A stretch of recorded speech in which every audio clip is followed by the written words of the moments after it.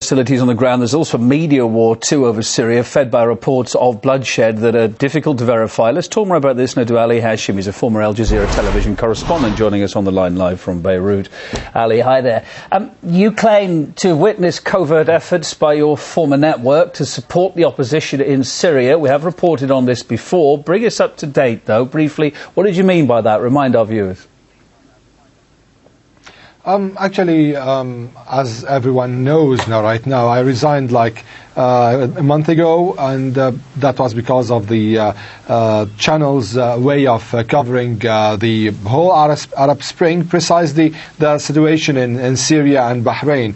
On each side, the channel was taking a certain stance. On one side, it was supporting and meddling into every and each detail in the Syrian revolution. At the same time, it was kind of covering up what's going on in Bahrain and not showing really what's happening. Here also we can differentiate between the Arabic and the English channels because each one was taking a kind of a different approach. But this was in general the reasons why I left, because there was kind of lack of professionalism, and at the same time I felt as a journalist that I'm really pushed to do my job for the sake of a certain state's agenda, which is Qatar. Yep, Ali, as a seasoned journalist, were you surprised by the scale of what appears to be happening here? How widespread were these efforts that you're talking about? Actually, I joined Al Jazeera by the beginning of 2011. The first thing I did was going to Libya and covering the revolution from the beginning. Things were going on smoothly and normally. It was the first experience in such places. I mean, revolutions, because I've covered wars before, but not a revolution. But when we came back from Libya, and after all what we saw over there, it was covering the Syrian crisis, and here things started to be clearer and more blatant. So we went to the borders between Lebanon and Syria, and it was normal that we should say what we are saying. Over there, it was obvious that there were militants entering from the Lebanese borders to Syria and clashing with the Syrian army that was actually away from the borders like 3 kilometers. At that time, we were able to spot these militants, and we took some footage of those people.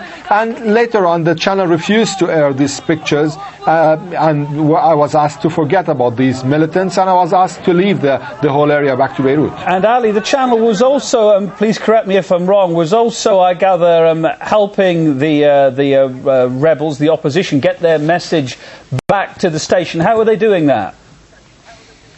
Actually, there are several ways and means. By the way, everyone who has his own agenda have the right to do whatever he wants, as far as he's saying that he is serving a certain agenda. You're not going to say I'm a professional, I'm unbiased, impartial, for whatever objective, and at the same time you're serving an agenda. What happened that they were helping the rebels. It's what the government wants. It's what Qatar wants to enter some those begans, some satellite communication tools and apparatuses. So they were entering them, smuggling them into Syria from the borders from Lebanon, as I knew from people with us in the organization where I used to work, in the media outlet that I used to work for. One of the people who was given like $50,000 at the beginning of the revolution to smuggle a so-called, they called a began, which is used for satellite communication in order to show the picture from inside.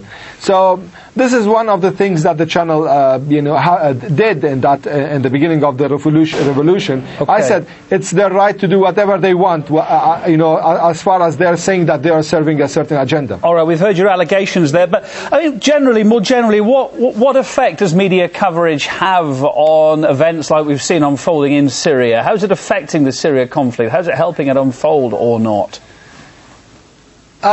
let me be clear regarding media coverage of Syria. The media coverage of Syria, showed in a clear way that the Arab media precisely. Later on, we'll talk about the Western media, but the Arab media precisely is divided. It's kind of a partisan media. Each party have his own media that is showing part of the reality. I can say it's not a matter of lying to people, rather than showing half of the reality and then leaving the other half. And this is what the agendas want. So the problem is people are being misled by media in a way or another on both sides. I'm not saying on one side. On both sides, people are being misled by media. On one side, it's kind of concentrating on showing that the army is killing people and civilians and innocent people, etc., etc., etc., without showing that there are militants also fighting the army and killing also civilians from the other sides, those who support the Syrian regime. At the same time, the official media also was trying to show that there were only militants who are fighting the regime, and there were no people who are asking for freedom and reforms in the country. Ali, thanks for taking the time to be on the programme. Ali Hashim, journalist and former correspondent with Al Jazeera television. Thank you.